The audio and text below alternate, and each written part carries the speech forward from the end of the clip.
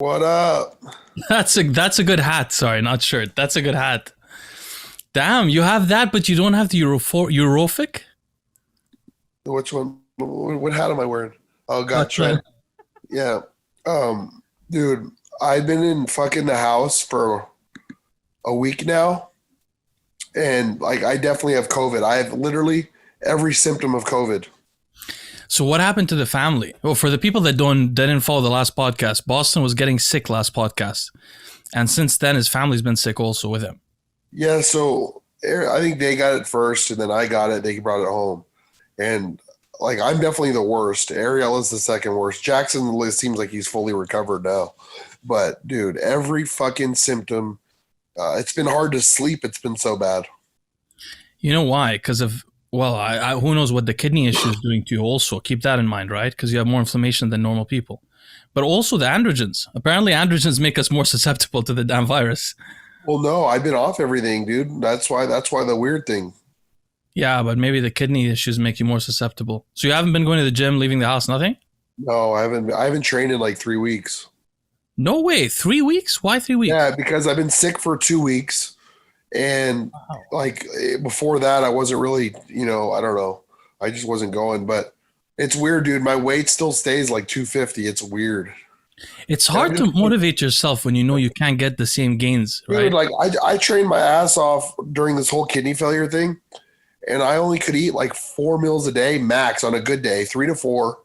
And I wasn't even seeing any results. I look the same now. It's like, it's definitely fucked up because like, imagine going from eating 350 grams of protein a day down to like 100 or 150.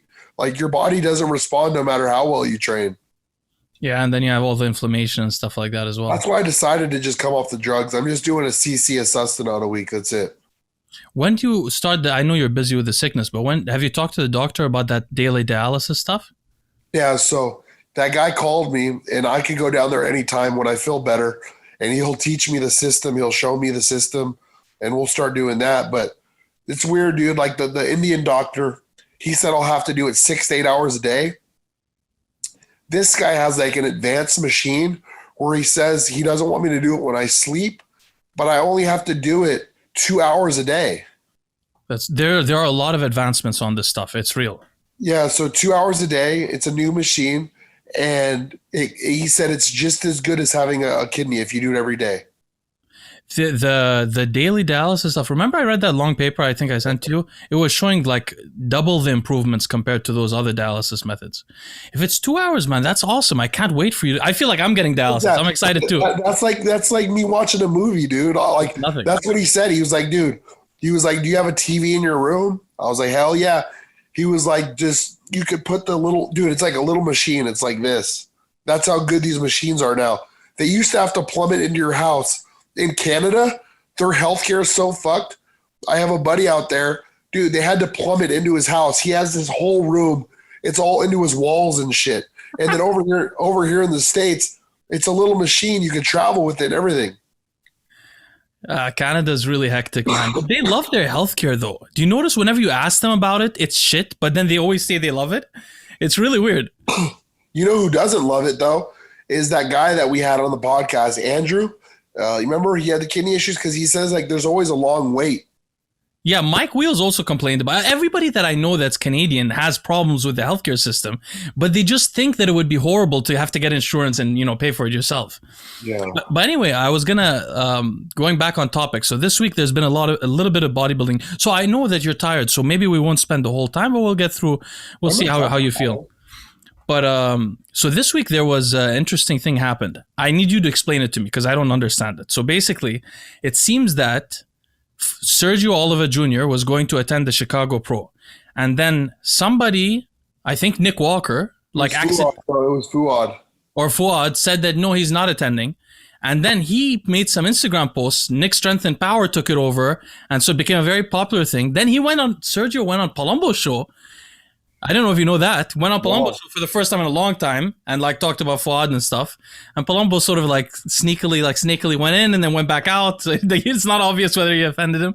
But I gotta watch that now. What's the deal? Why is somebody so upset about somebody else saying that they're not going to a show? Dude, Sergio is so sensitive. That guy, Like me and him used to talk and stuff. I even had sent him free product and stuff to try. He never even got back to me on if he ever used it or liked it. He never even, but I sent him some stuff. He was always real nice to me. And we had a disagreement on something on Instagram. And he fucking unfriended me, went off. Like, he's like just super sensitive. He acts like a fucking bikini chick, dude. Like, and you know me, dude. Like, I think Fouad and those guys are jokesters, but I mean, to get mad over somebody saying you're not doing a show, and he made a big deal in the video saying, I lost hundreds of thousands of dollars. Like, what the fuck? Yeah, apparently he was opening up a gym, though, in San Diego, and his partners were obsessed about him apparently competing in the show to get his name out there to help with the gym. But the question is then why... I don't buy that story. If your partners truly care about you and they know that you have some family issues you have to attend to, they're not going to be like, fuck you, I'm going to take your 100. Yeah, if it's a real issue, for God's sake, exactly. But also, whenever I talk about people who have who act like they can't handle their drugs, I'm always talking about Sergio and one other guy. There's one other guy I don't want to mention because I'm sort of friends with him, but Sergio's the other one. You can in every video he's moving like this. He's like in a boxing match, but he's sitting down. You're talking about Gene Collins' head. That's another one also, but no, that's just recent though. I've been noticing that guy's out of control, bro. He's looking at the camera like really angry. Oh, but by the way, I forgot to mention the audience. So the book recommendation of the week, Periodization by Bompa from the 80s. This is, if you guys want to learn how to design training programs for powerlifting, arm wrestling, things like that, this is the book I would start with. It's a really awesome book. Oh, and another topic also. So today, one of the things I want to get Boston to do is to give me his hypothetical cycle for arm wrestlers. But we're going to do that in a second. Before we do, you mentioned Fouad and Sergio. There's been something that we never told the audience for a long time. It's been like 5 months. Okay. And I finally confirmed it with a good source and then even a better source. Okay, so, but let's give the background of why because we're not gossip people and we're not trying to collect stories about people. Everybody has funny stories from their past. I've been jumped by people. Things have happened to me that are funny too. But the reason why is because Fouad is an internet tough guy with a brand called Hostile. And Fouad has been trying to be a tough guy to me many times, and that's why I got so upset with him. And he did that to Nick, although Nick is a shady character, he did it on Nick in a bad way. So he's a tough guy. And I've been receiving emails, as I always tell the audience, for the last 4 or 5 months. People know I don't like Fouad. So everybody who doesn't like Fouad, who knows him, sends me an email.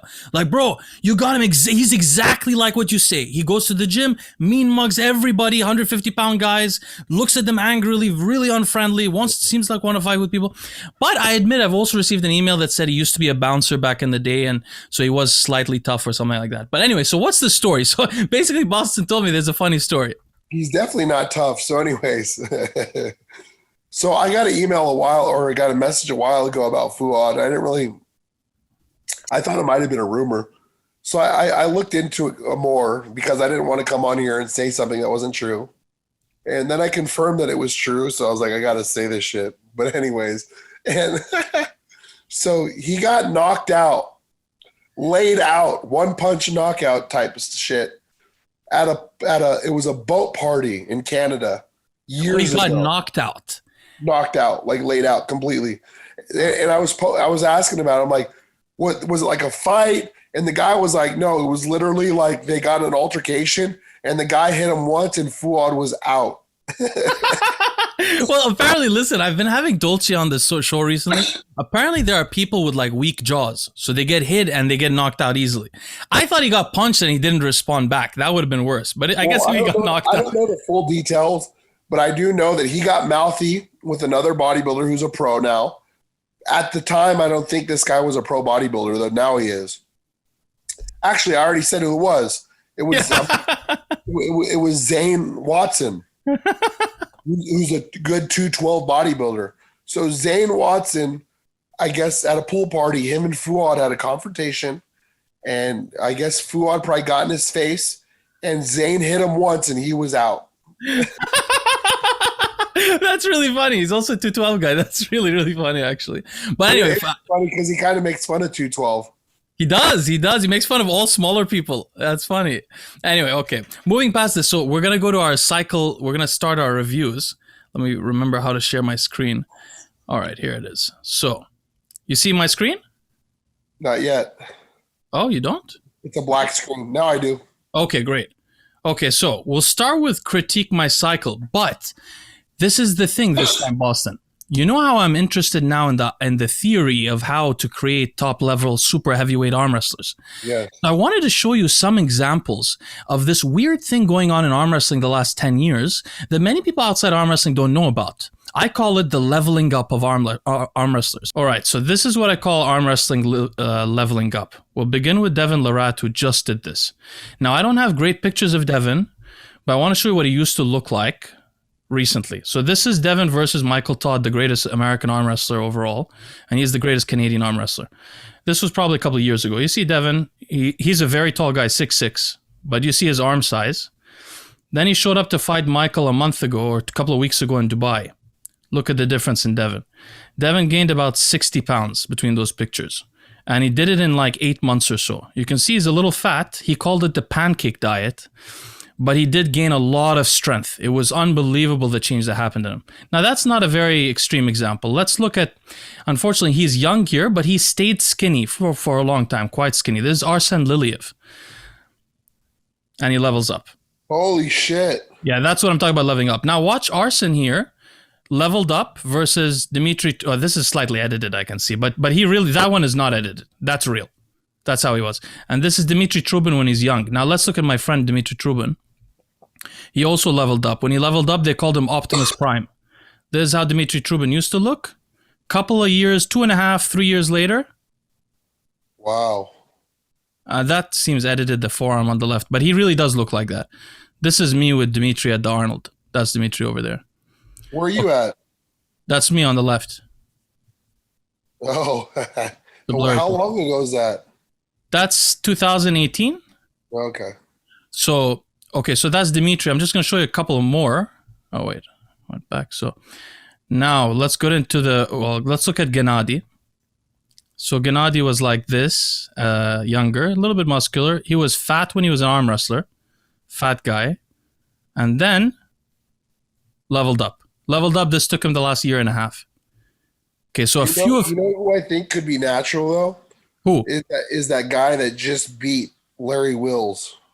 Schoolboy Q? Sorry, not Q. Schoolboy, the regular, that's a rapper. Schoolboy, yeah, that's true. Schoolboy does look natural, but I don't know if he is. But let's do two more, which are the most important ones. Now, this is Denis Cyplenkov with Ronnie Coleman. Okay, I guess in the early 2000s. You can see his hand was always weird. He always had weird bones slightly, but he was skinnier. That's him, with him there, flexing. Now, leveling up. Wow. Fully leveled up. Wow. All right, and then the last one we'll do is the most recent huge level up guy, which I've told you about so many times, Levan. I can't find enough pictures of him, but he used to be a skinny, tall guy like this. Tall as in like 6'1", and then leveled up. Wow. So, let's talk about this for a second. What do you think about, not what are these guys doing, but see what's the difference is this with bodybuilding. With bodybuilding, you got to prepare to go on stage.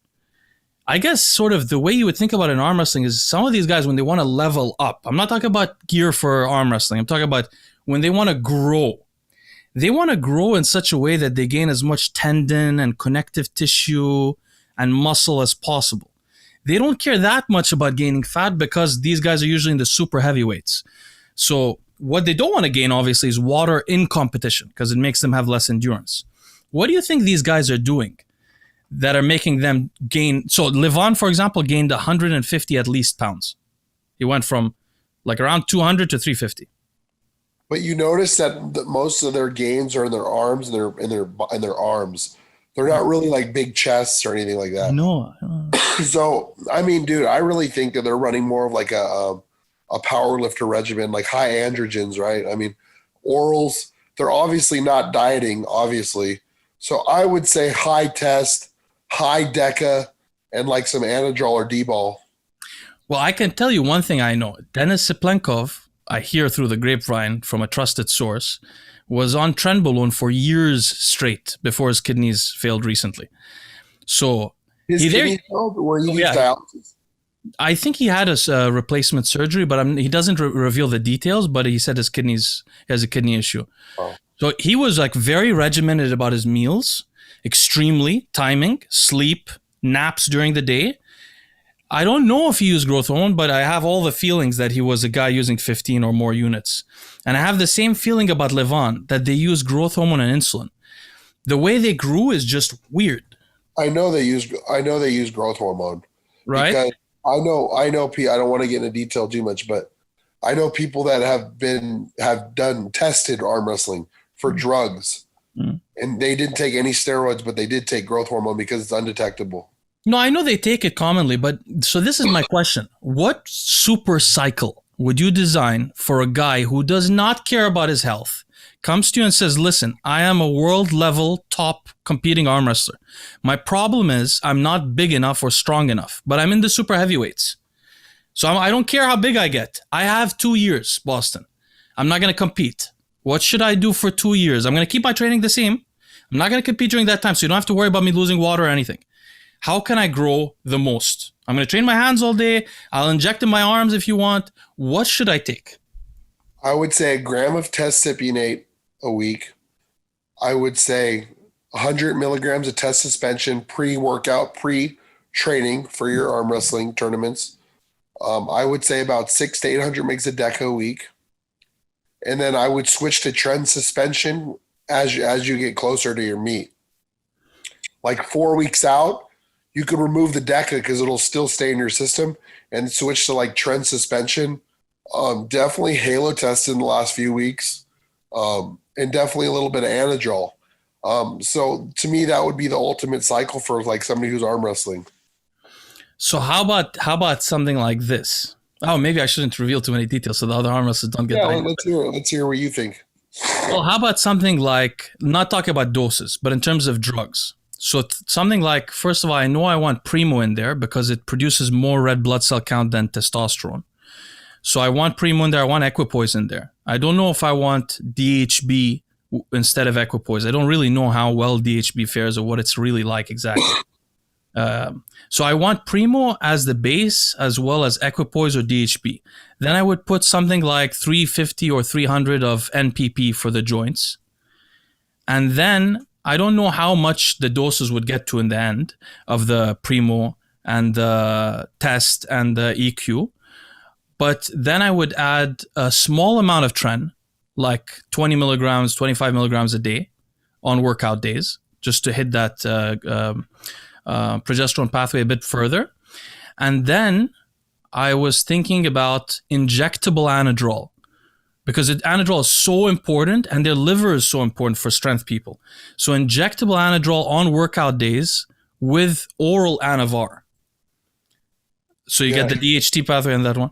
You think these arm wrestlers talk like bodybuilders do about their? No, they don't know shit. I know they don't know shit. Yeah, so that's why I think this will be interesting. So then the next step is this.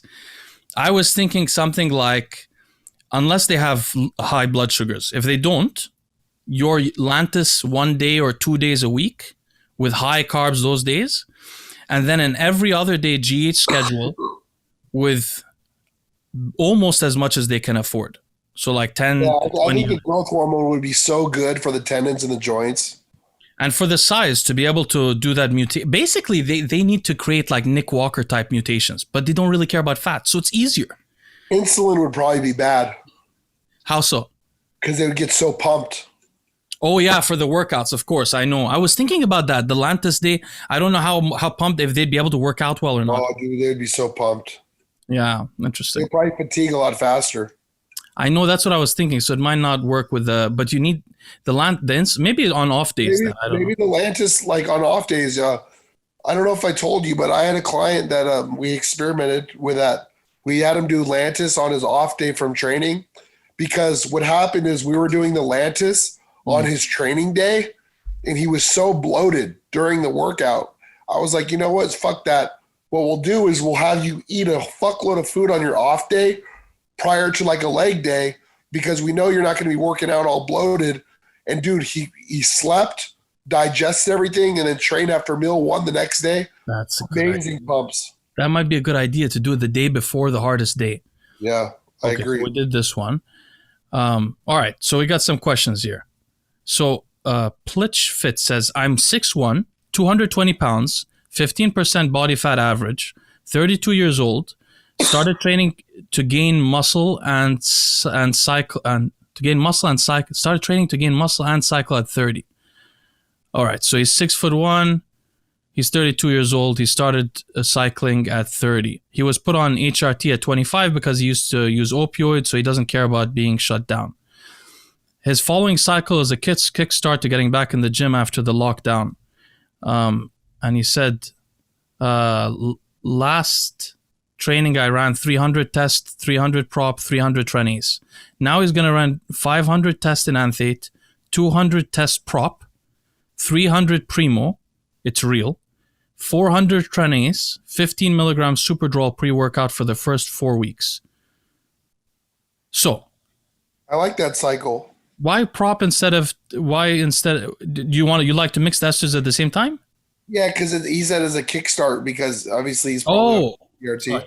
Sorry, got it. Oh, it's a kickstart. Okay, I got it. Okay, so he wants it to be working quickly.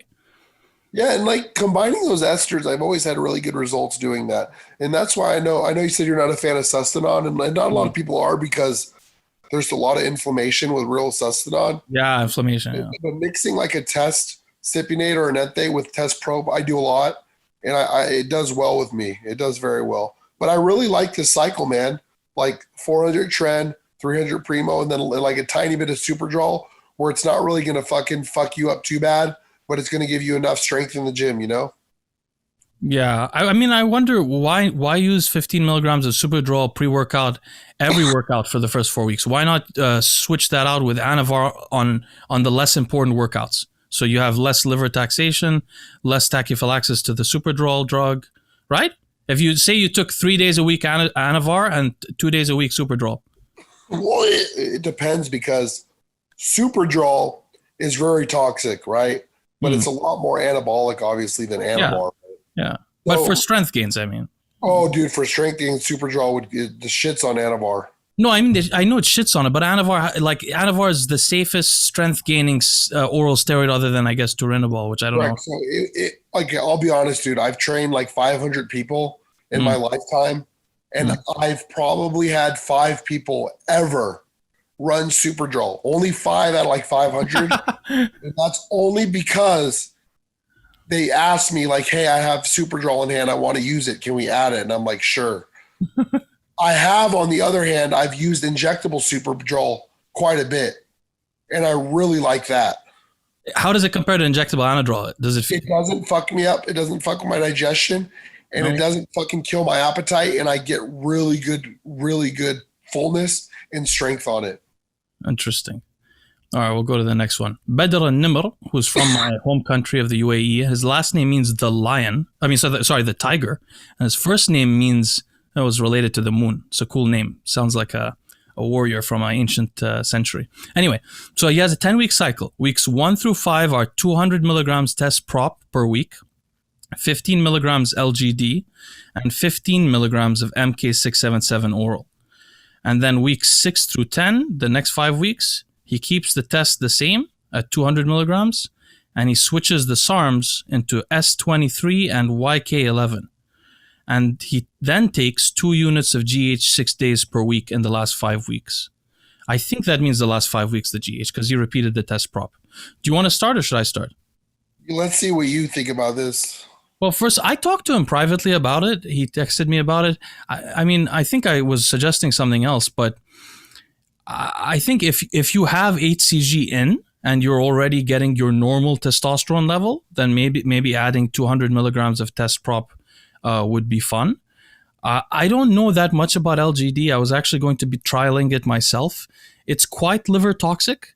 I don't know if it would be the best liver toxic oral to use overall, and I don't know if it's superior to Anavar, honestly. And then the MK677, there are, I think, no studies that use less than 25 milligrams in human studies. So I don't know if it's an effective dose or not. I know 20 is, but I'm not sure 15 is like ideal. And then the S23 and YK11, I don't know anything about them. And then the growth hormone, I just don't see why you would use it for 5 weeks. You either use growth hormone or you don't. And if you do, it takes months to get lots of benefits from it. Maybe you do it every other day for the whole 10 weeks instead of doing it every day for 6 weeks. Or for five weeks, sorry. What do you think, Boston? So do you know if this guy's ever ran a cycle before, or is this his first cycle? He has, but he's not like, he's not running one currently, and I think he hasn't run heavy ones. Okay, so I've had a couple people run the LGD 4033 with good results. I agree with you on the MK677. So what I would do with the MK677, and I would only do 25 mgs, but I wouldn't do it every day. I would do it like 4 times a week max at 25 milligrams. That's what I was thinking, to take the MK every other day and the growth hormone every other day. Yeah, he'd be better doing 25 mgs MK every other day. Yeah. So, by the way, what does LGD feel like? What is it? Have you tried it? They said it's similar to Anadrol. What? Really? But they said not the strength gains, though. There's this source that sells LGD. I'm not kidding you. I've had clients use it from this source, and they literally respond like it's Anadrol. I think they put steroids in them. That's probably it, I think. Okay, lost their appetite. They got strong, dude. I think it's Anadrol. I think a lot of these people just put Anadrol in them. Derek tells me it doesn't get you strong, so I think I doubt that happens. But Seth Condit says 39 years old, 5'8", 190 pounds, 15% body fat. He says it's his first cycle. He wants to do 16 weeks of 250 milligrams of test per week. We were just talking about this last week, so it's interesting. Mastron at 400 milligrams per week, 2 units of growth hormone a day, and 500 milligrams of metformin. Do you want to start on this, or should I? Yeah, we have a lot of guys on the channel that they love this low testosterone. I don't know where is this like a new era? I don't know when this started, bro. When did this start? We used to have the 500 milligram one. Who started this 200 shit? Dude, I think it might have been Broderick, dude. I think so. I'm not kidding you, man. Ever since that guy we did that podcast, everyone wants to run like a CC a test a week. I mean, there are these people and creating new trends or whatever. Look, I don't know. Maybe you're a guy that doesn't metabolize drugs, so you inject 250, it just stays in you for 50 days. I don't know. But unless you're that guy, shutting down your own testosterone to inject 250 just feels weird to me, especially when you add the Mastron on top of it. It's like you're trying to you're using a lot of Mastron comparatively. You're trying to get rid of all of that aromatization, I guess, of the testosterone. I mean, just if you wanted to do that, why not just run Primo with HCG? You know? Yeah, they should just bring the testosterone to 500 mgs.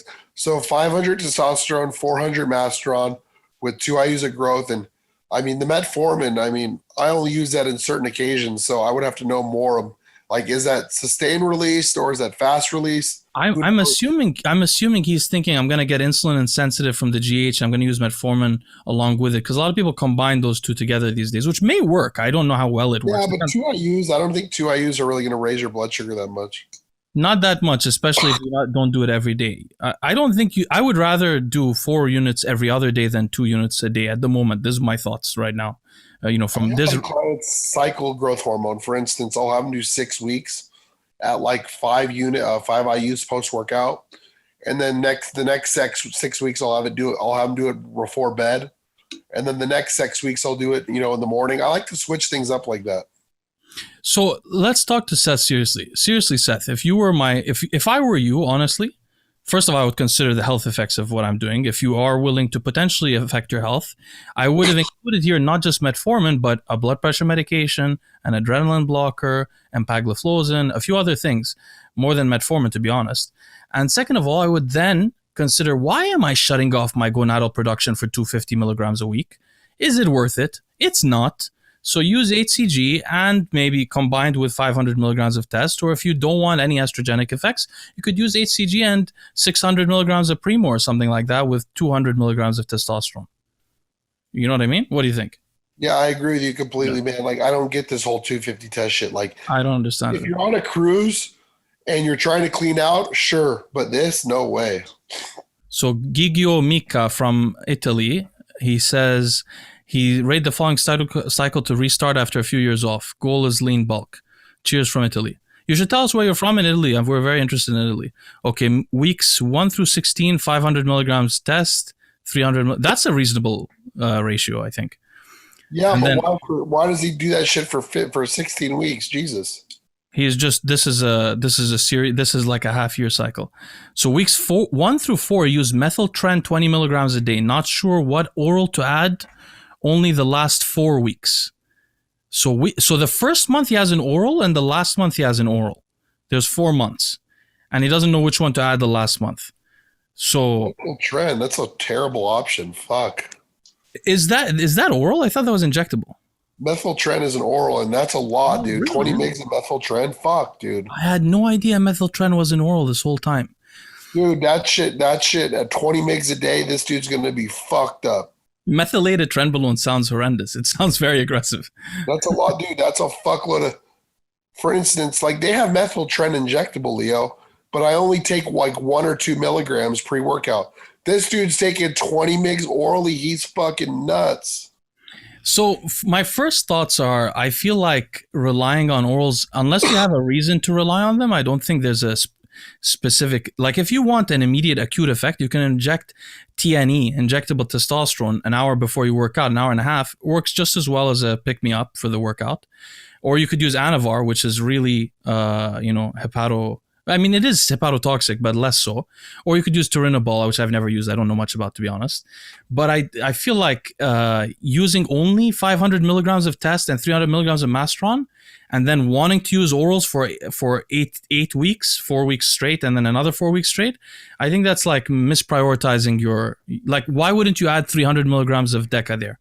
Or... Well, what I would do is, I would do it, wait weeks 1 through 8, 500 tests, 300 primo, and then weeks 9 through 16 replace the Mastron with like primo.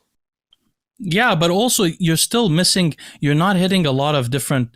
Like there are a lot of different pathways. There's no like Anavar. There's nothing that acutely makes someone stronger other than the methyltren. Like there's something like he could use Anavar or Winstrol or something like that, and then he's not getting anything progestogenic. So and the injectable dose overall is low, I think, compared to the oral. But don't you think he shouldn't run an oral 4 weeks straight and then wait 8 weeks and then do another 4 weeks straight? You should just run the Anavar the first like 6 weeks. Yeah, personally, I'd look for something sustainable. So I'd try to like use Anavar twice a week in the beginning and Anadrol once or methyltren once, and then eventually build it up to 5 days a week toward the end. And I'd want to include other injectables. Mastron has no growth potential. So I don't know. I know bodybuilders, you guys love it because you like to look good, but it's not going to do anything for you 2 years from now, right, Boston? I agree. It's not anabolic. It's not going to build something, right? Yeah, exactly. It's not that anabolic. But I will say though, Masteron in the last few weeks, when you're already lean, definitely gives you a nice polished look. Yeah, of course, it's great for the acute sense, but long. So Brester says, "What's your opinion on this cycle? 500 test, 350 NPP, 400 EQ, and 6 units on training days." Or should I do 750 test, 500 NPP, and drop the EQ? I think the first one is great. What do you think? I like the first cycle better, yeah. See, that's a cycle where you're getting different things, and we don't know exactly what EQ does, but we know MPP does something very different than testosterone on some receptors, like progesterone specifically. And I love the fact that he's taking the growth hormone on training days only. I like this cycle, dude. This is something that I've designed for people before, yeah. Exactly, that's what I thought. That was a cool one. Okay, that's the last one for there. And today we'll just do a rate my genetics, not a... Oh, we have one other thing. They were asking us to react to some posts from the Get Big days. So this is one of them. I think we won't go through both because the other is so long. But so basically, listen to this. This guy apparently is well known there. His name is BFG. Wait, I think this is his name. It may not be. It doesn't seem to have many posts. Actually, let's ignore this one. We'll come back to it next time. I don't know if it's BGF or BFG or not.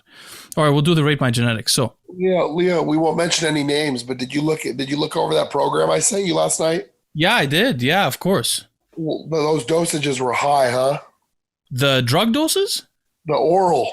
Yeah, the oral dose was high, but I've seen his programs before with higher drug doses. Yeah, but dude, I would fucking die. 100 mgs. Oh my god, fuck that. I know, but that's what I'm thinking. That stuff, the Anadrol, and especially the Anadrol, he really loves the Anadrol. Yeah. All right, so hi Leo, I'm Anmol Chauhan. He's been working out he's 5'10", 75 kg. He's just turned 19. He's been working out for 2.5 years. He used to be very insecure and bullied. He used to be 47 kg when he was 16. After working out naturally for a year, he started his first cycle, 250 test E, for 12 weeks with Winstrol at the end. And he recently did his second cycle, only 250 test, 200 Deca for 12 weeks with Caber and Novadex. Now he's only on 150 milligrams a week. And you shouldn't say they're not impressive, brother. For your size, it's very good to deadlift 180 kg, and you're trying your best. Okay, so the pictures are not in great order, but check this out. So this is him as 15 and then 18. Okay. All right, and then where's this other picture? He has some other pictures of him younger, but whatever, we'll look through them. They go through the ages. So that's 17. That's him now. This is the picture that really impressed me.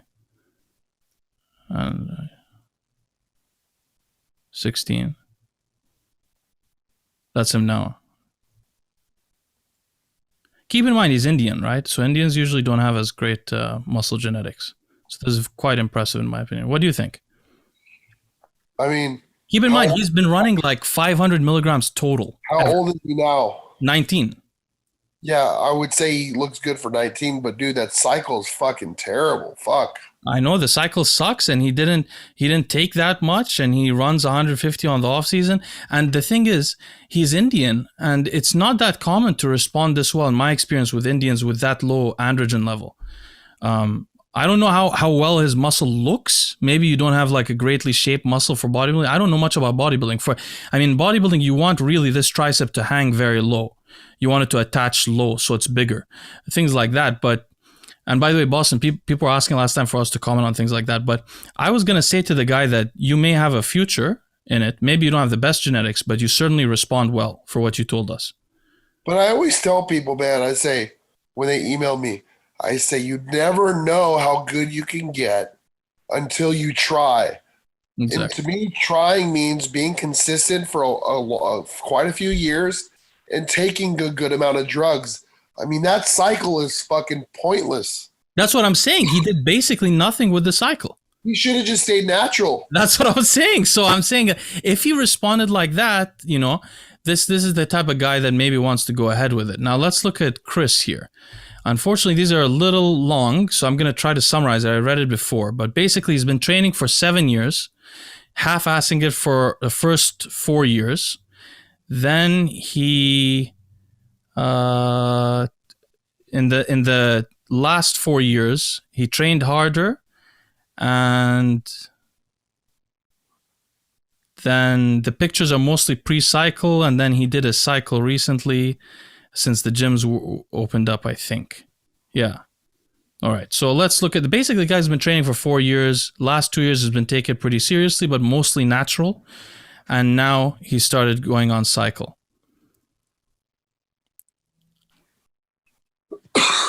All right. So there's a lot of when it comes to rating my genetics, maybe the progress is linear with genetic potential. No, it's usually not. There's usually a clear change when someone starts working out and when they start taking drugs. And that's what you can tell a lot about, But I wish it was linear. Linear, maybe size is linear to some degree. Go back to the other page. I want to see how this drug cycle. Oh, yeah. So, no, the other one. Go one more to the right. Yeah, right here. So he's doing 130 tests weekly. What the fuck? Yeah, these guys love these doses, bro. I don't it every other day. Oh my god!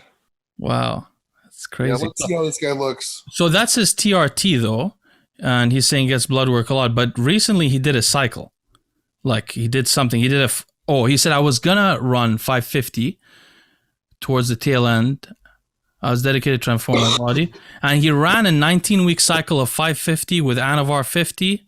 In the last eight weeks. Okay. So he did 550 basically. So let's look at what he looks like.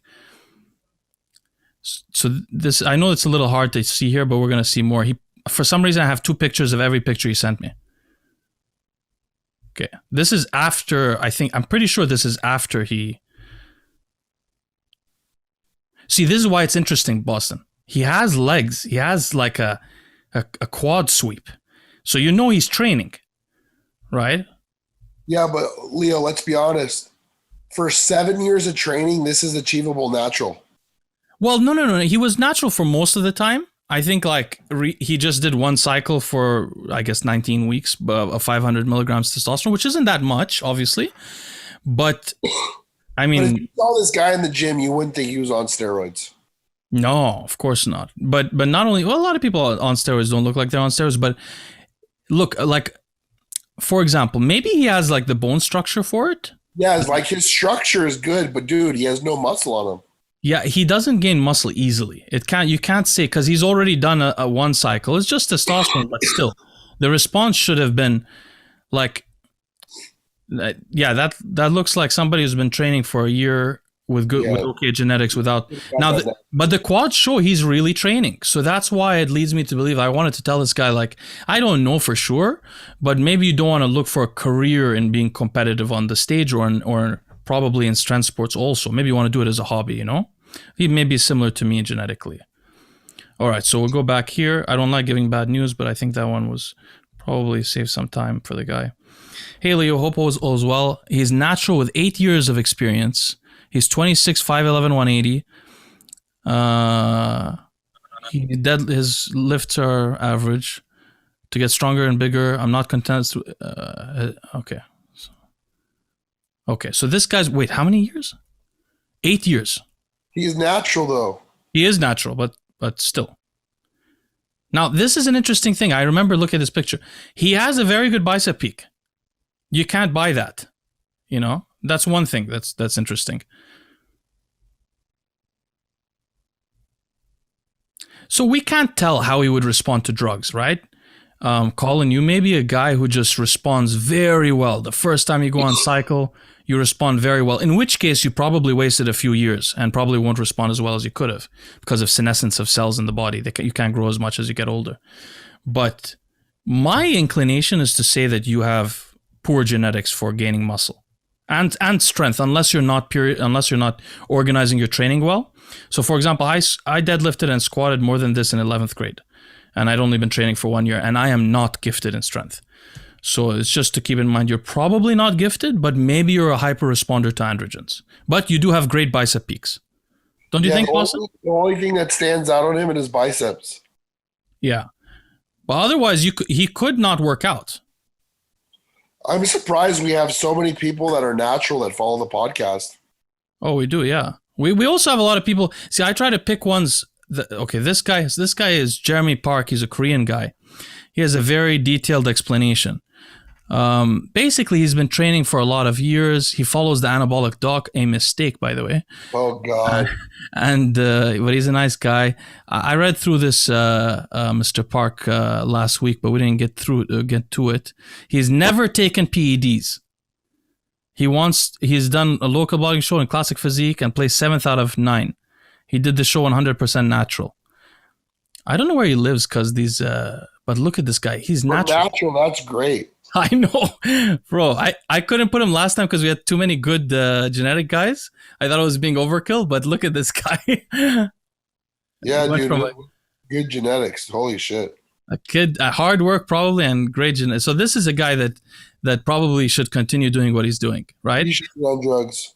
Yeah, that's what I didn't want to say. They're probably the longer you wait, the less it'll change your life.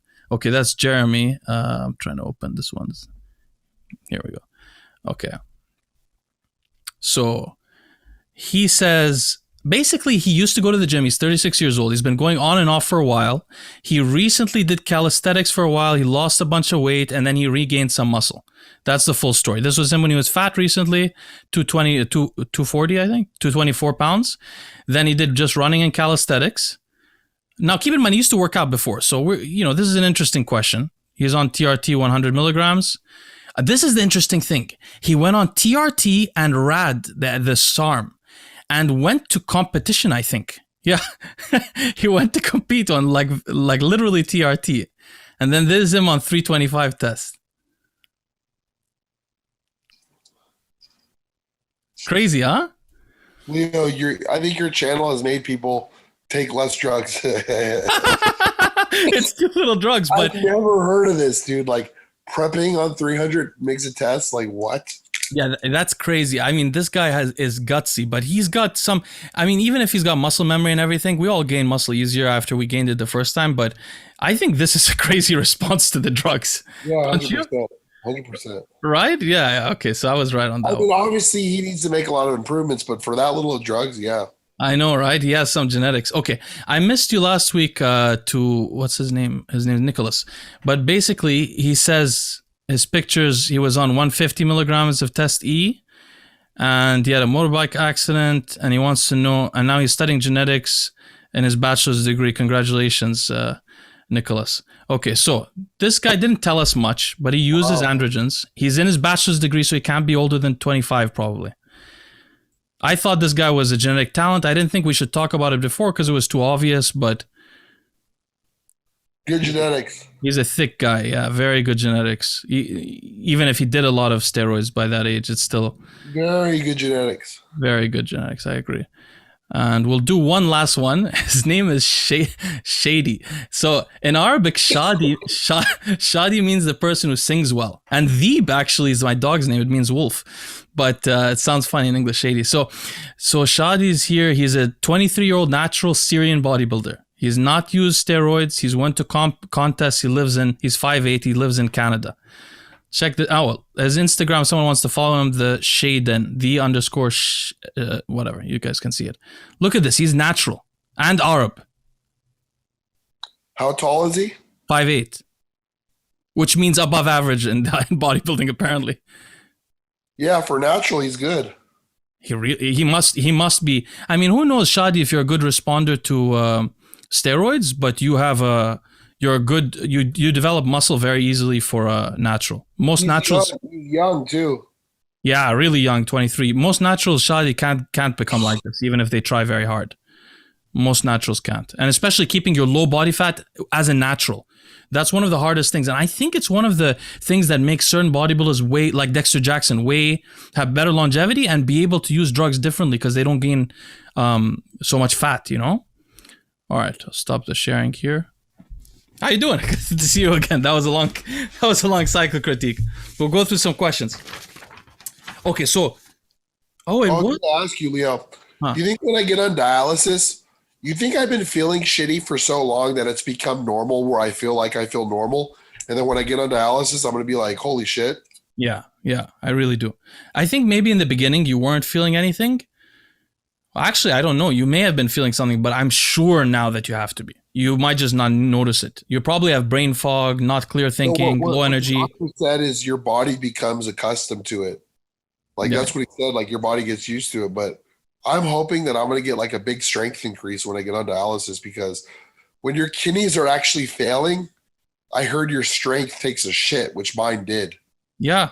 But when your kidneys are already failed and you actually are getting cleared out with the dialysis, he said I should be like I have like a kidney in me. So if I do it every day, it should be life changing. Honestly, it should feel amazing. And what's 2 hours? You could be answering emails, dude. Well, they're going to have work to do.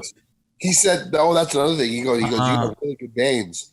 So I'm not going to have that fucking huge vein here. They're going to put it into my forearm vein. Oh, perfect. So it doesn't get in the way when you do. Oh, great. Yeah. So you won't have your hand. So you could do calls. You could schedule all your consultation calls for the dialysis time. I'll have them do it on my left arm. So you can type. No, and I could do voice to text for my responses. Yeah. We may all have to do this one day, to be honest. I wish our kidneys are going.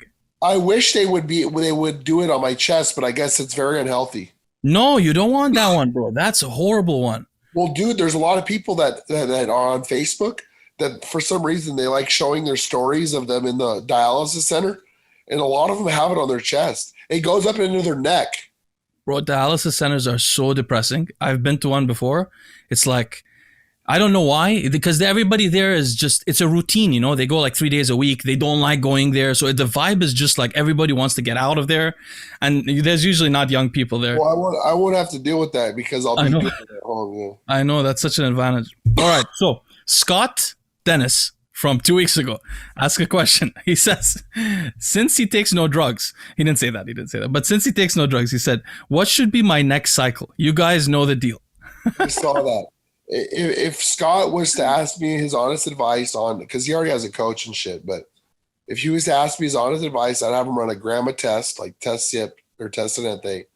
I'd have him run 500 Deca, 800 EQ, add 25 to 50 mg Anadrol a day. That's the cycle that I would put him on, to be completely honest. Yeah, it's a step up. I mean, the truth is he just needs to start stepping up by 200 milligrams on each drug and take it month by month. Exactly. That guy has, I mean, I can't believe, and I believe him too. Like, I believe what his dosage. Yeah, no, dude, like, I met up with him and like we hung out for like a half day. Like you could just vibe, dude. Like he has no reason to lie. You can tell, and that guy's gifted. He's like a black guy in a white guy's body. That's what's going on. All right, I agree. I think basically he does. I hope he's serious though, Leo, about pushing it a little bit because, man, like this is a young man's sport. Like you don't want to be doing this shit in your 40s. You know what I mean? No, and everything works worse when you're older. That's clearly true. That's clearly true. Although, you know, we don't think that way because sometimes you see people who don't work out or in their 50s who then go on PEDs and go to compete. And you're like, oh, wow, it works even when you're older. But not the same. If you did that when you were younger. Everything doing it all your whole life. Yeah, exactly. All right, so Origami Wizard, he said, I asked a question regarding home brewing, but I believe you guys skipped it last time. I am sorry, Origami, I skipped it twice by accident. He said, I'm curious if Boston has any insight into it. His question was, why don't pro bodybuilders or bodybuilders homebrew more often? Why are they so worried about it? He said, I'd love to give him some of my brews to try since we live so close, LOL. Well, I never looked into brewing because I've always had people just make me stuff. And like when I used to sell gear when I was younger, I would just buy it in bulk from a good supplier and then resell it. And, you know, I never looked into brewing and it never interested me. And to answer his question, honestly, most bodybuilders are very dumb. Meaning they don't really are not good with math and shit like that. Like it's the honest truth. Me included. We're not going to want to fucking think about that shit. We just want to eat and they want to train. Like pro bodybuilders, they want to sleep all day. They want to eat their meals and they want to fucking go to the gym. They don't want to worry about anything. And that's why you see all these guys making GoFundMes for competing and, you know, doing fucking gay porn and doing all this other shit because they don't want to work. They don't want to work. You know, they want sponsorships. I mean, the amount of emails I get from kids that think they're just going to get sponsors is, you know, ridiculous. By the way, what do sponsors pay nowadays? Like I noticed Fouad sponsored an amazing competitor, the guy from Liverpool. What's his name? Nathan Diasha. Yeah, I think Fouad pays some of those guys, but majority of his guys just probably get kickback. Most of these companies give like a 10% kickback on whatever they sell for them. Like they give them a coupon code, right? And like, let's say they sell $1,000 worth of product, they'll get like $100 from it, you know? Oh, okay. So nowadays there's not really like contracts. No, I mean, I'm sure for people like Nathan, but other people. Yeah, like for Nathan for sure. But you have to be like a top pro for sure. Yeah, it's really pretty interesting. I'm pretty interested in the Olympia coming up, but that's off topic. On this subject, though, I agree. Bodybuilders, like Scott was sponsored by Nutrex, and he told me how much they were paying him. They were paying him good, but I don't think they're giving that to bodybuilders because they don't sell the brand as much, right? They would sell more to classic physique guys, I would assume. Yeah, it seems like the classic guys are getting better contracts. That's crazy, isn't it? Except when you're at the top, like when you're like Rolly or Hottie, yeah. But if you're at like that amateur level, or like they give better contracts to pros for sure in the classic class. I wonder if Chris Bumstead has a better or worse deal than Rami, because Rami, keep in mind, didn't have a sponsor for a bit. Worse, no way. Matt Jansen and Revive is paying him as much as Rami.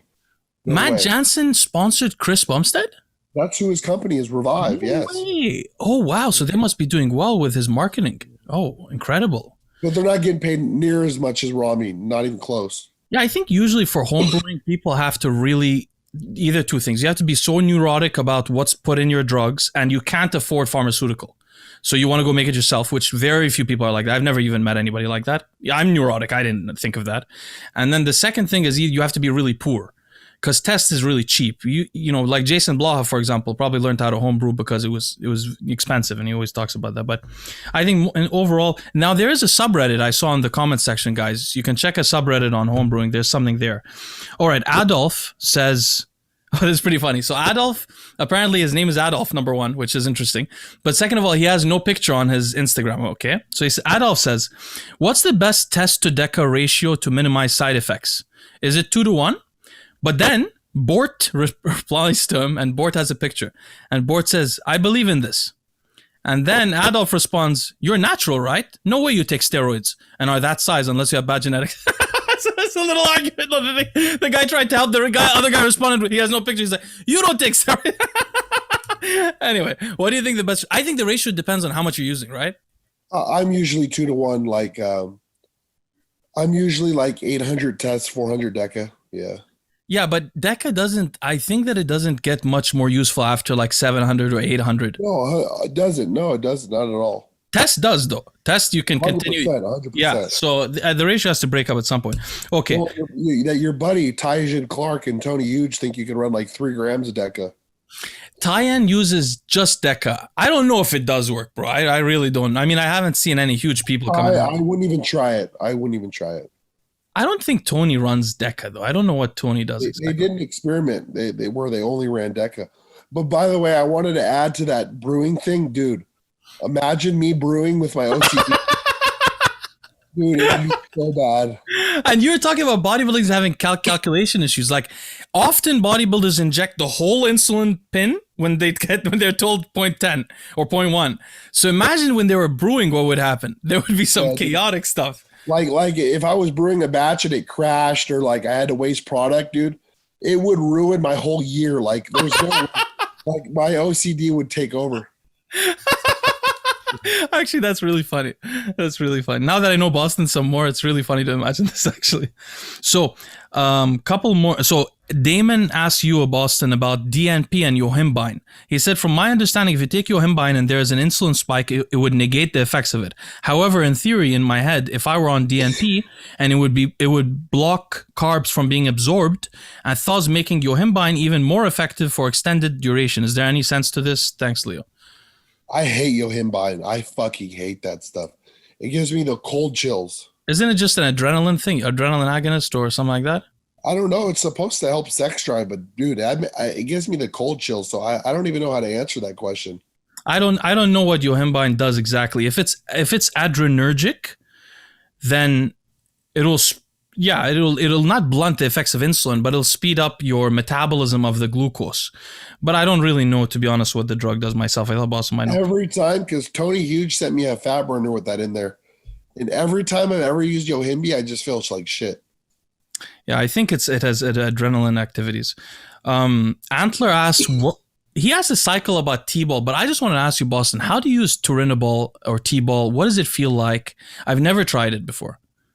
A lot of people like to say it's like a combination of like Anavar and D-bol. Like it's like in between. And I like that. I like that comparison because it gives you slight strength gains, but nothing like D-bol, but a little bit better than Anadrol. And it gives you a little bit of water retention, but not as much as D-bol, but a little bit more than Anavar. Interesting. Okay, I've never heard that. Oh, Leo, one of my favorite things that my experienced clients take, and there's only one source that carries it that I know of, injectable Turinabol. I think I know what you're talking about. They have to make that shit for it to not crash. They make it in so much glucose, it'll make your whole house smell like that shit, dude. I have some injectable MK677 right now for no reason. I would fucking walk in the gym and people would smell me. I know they would. I would reek of that shit, dude. God damn. You know how much those solvents cause damage to the kidneys? Honestly, probably more than the androgens. Dude, I felt like shit when I was doing that glucose every day, because I was doing like injectable Anadrol or injectable D-bol, and it was all made in the glucose. I felt like shit. I think those are the type of drugs that got my creatinine to 2. I think so. Yeah. And to be honest with you, if that damn injectable Anadrol did not have all those solvents, I would be on that stuff like all year. I love it. I become a beast, immediately stronger. You should get someone to brew you some in regular solvents, but they would have to brew it at like 25 milligrams per ml. I know, that's what I want to try. I've been thinking about some things. All right. So, this is a cool question. This guy Zyker says, how do athletes at the world's strongest man travel with their gear?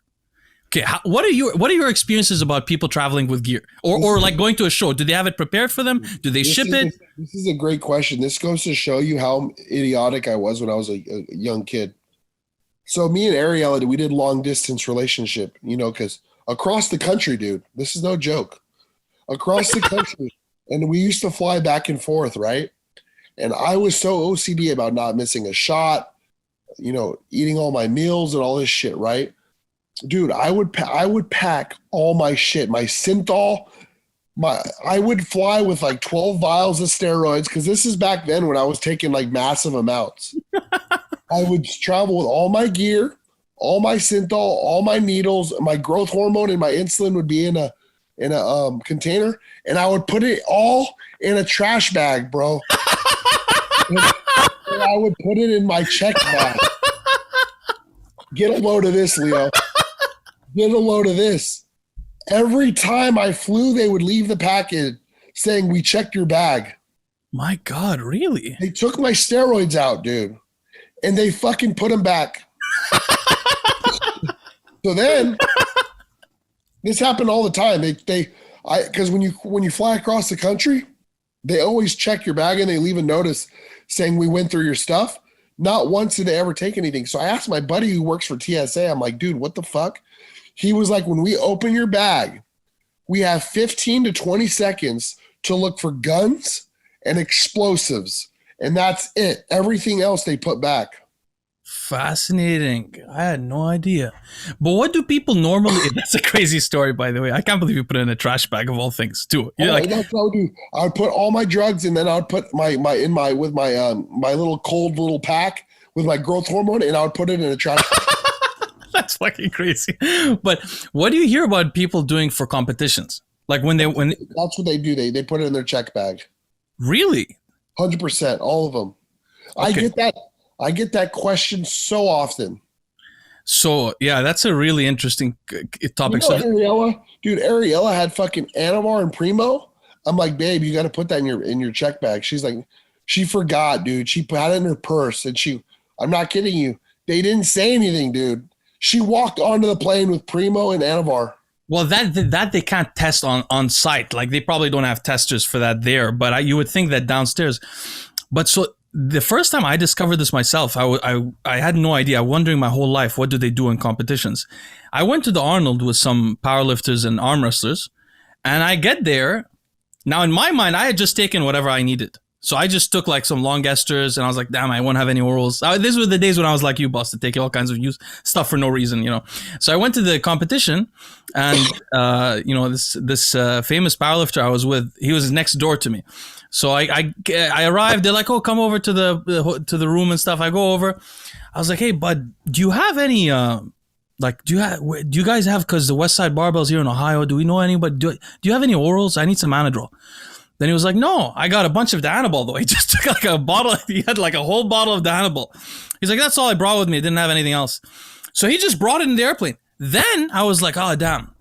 It's too bad we don't have any weed here. Ohio has no weed." He's like, takes out four vaporizers. So I've already carried the vaporizers in the plane too. So I don't know how much you could take this TSA system seriously, bro. People are always traveling with marijuana vapes, first of all. Which you'd think that they would test for first. Second of all, apparently people just bring whatever they want with them. Well, dude, think about it. I brought so much drugs to Ariella's place, and we did this all the time, and they checked my bag almost every time I had that slip in there. They never did anything. That's crazy.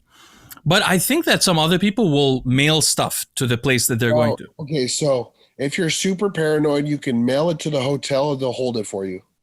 Yeah, that's a good idea. That's a good point. That's what they do. You just put your name in the room that you're staying in and the days that you've booked, and they'll hold it behind for you. Now, Micca says... But if you're flying international, they'll take your shit. You can't No, international is totally... We should mention that. Yeah, don't go international. That's a totally different ballgame. We're talking about within the U.S. Like you could actually get charged as a criminal in a different country if you try to bring it into like if you try to bring shit into Singapore, they might kill you. They might kill you. Yeah, exactly. They might murder you. They might murder you for gum though. So it's not saying much about Singapore. But okay, so Micca says, please excuse my silly question, Leo. It's not silly though. He says, is it possible to develop a higher sensitivity to exogenous testosterone as time goes by? It seems that it happened to me. Have you noticed this? Yeah, for sure. Yeah, I agree. Yeah, absolutely. So Duchesne used to say androgen receptors upregulate. There's not clear evidence that always happens in the literature. But there's two things that are clear, that are known. So there's a difference between being a drug-naive person and a drug-sensitive person. So usually the first few times you use a drug, the drug's experience subjectively changes to you. Sometimes you'll feel more from it. Usually with, for example, amphetamines, marijuana to some degree. Some drugs are like that. I think androgens are like that, and I think that your body becomes more efficient at using them. So like right now, years after I used androgens, I can't use testosterone as a base in my cycle. It's too much. Really, it's a lot. Like I can, but I don't need to. How much? Like I tried 400 the first week, just thought it would be normal 400. I was obsessed with sex for like weeks. Like I was really? like, oh yeah, my tolerance was very low. Now it was sensitive, but also my muscle gains, they're faster from low doses, so I'm definitely sure that happens. And it's not a silly question. You mentioned injectable MK677. Yeah. Is that from who I know on the forum? Yeah. Did you use it? No, I haven't. I don't know why it's injectable. I mean, it's orally absorbable. Let me know. I have injectable MK from a different source, and it worked amazing. So if you try it, let me know. Yeah, I'm going to try it. I have to get around. He sent me. He's such a nice guy. I'd just be worried that it would hurt. So let me know how the pain tolerance is on that. Yeah, I want to find out why he did it in the first place is what I'm curious about. But he's a great. Hey, that guy's crazy. He likes to brew shit, dude. Like he's a cool guy. He's a really cool guy. He's very cool, but he likes to make shit like super high milligrams. Yeah, I know. And I wonder. Have you tried his Anadrol injectable? He loves solvents, dude. He loves solvents. Okay, so I took a shot of the DHB injectable because I wanted to know what it's like. So I've never tried it. Took a shot of it. I still don't know what it's like exactly. I felt some weird things. I don't know exactly what I'm supposed to feel. But that thing was smooth as butter. And it should not be that smooth. So I know there was some solvents. That's the problem, dude. I told him about that because we had all of his other stuff tested. And all of his stuff came out good. And then he told me that his DHB has no pain. And I'm like, dude. He's like, there's zero pain, bro. Even the next day. He told me. First he told me like, bro, my DHB, you try this. It's smooth as butter. No pain. I was like, okay. I trust him because I had a consultation with him before. Like he's a good guy. So he sent it to me. I didn't try it because I didn't need it. But then I was advising one of these guys that we're talking about earlier on their cycle. And I was like, I'm going to tell the guy to use DHB. And I was like, I need to know what the hell this thing feels like. Because I'm thinking of it as a strong equipoise. But it might be different. I don't know if it gives you endurance. So I injected 50 milligrams yesterday. Smooth as butter, just like he said. Zero pain the next day. So I don't know what's going on. Dude, if it's real, I can't imagine the solvents he used. Bro, that's what I'm saying. It even looked clear as day. It went in smooth. Did it smell different? I didn't smell it, to be honest. But by the way, do a spoiler for me. What is DHB supposed to feel like? Because I still don't know. It's 24 hours in. Like a supercharged EQ is a perfect way to explain it. And it has the endurance that comes with the EQ? I don't know about that. I've never really tested my endurance, so I can't tell you that part. But dude, like I never had DHB that didn't hurt, so it worries me a little bit. It worries me too. Guy is a good brewer, and we've tested his Primo, we've tested his Masteron, we've tested his EQ. Everything comes out great.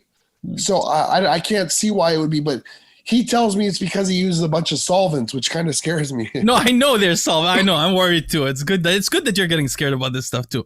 Okay, so Jordan asked a bunch of questions. I didn't answer them last time. I gotta get on them. So the first one for you, Boston. He says, I want to know your thoughts on the Australian bodybuilding coach Adam Omachy.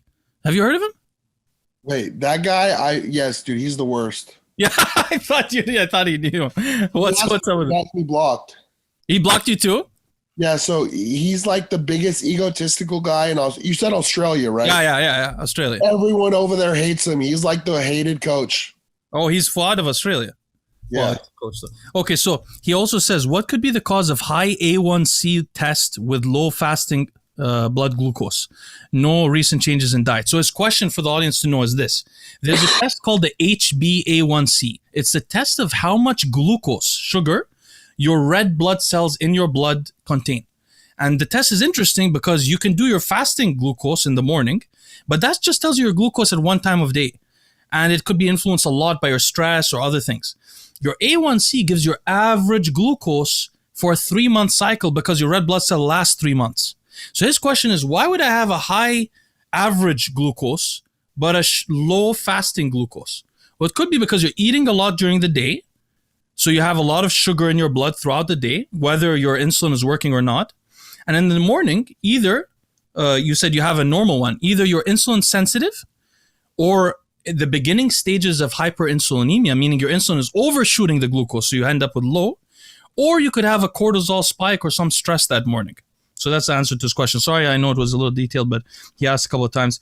He also said, would naturally low LH and FSH, average testosterone, and very low estradiol prior to the use of androgens make one more or less likely to respond better to testosterone? Also, do they have a higher or lower chance of getting estrogenic side effects? So I want to answer this quickly. So if you have low LH and low FSH, but normal testosterone, what that means is that you have a potential to produce more testosterone from your balls. So you could take HCG and at a slightly higher dose, maybe 2,000, 2,500, not even at 3,000, you might get higher tests than you had naturally. I don't think that necessarily means you would benefit more from injectable testosterone than somebody with higher LH. Also probably means you're less estrogenic. Boston, don't you notice that people that are not on steroids, that are less estrogenic, not on steroids, tend to be less estrogenic on steroids also?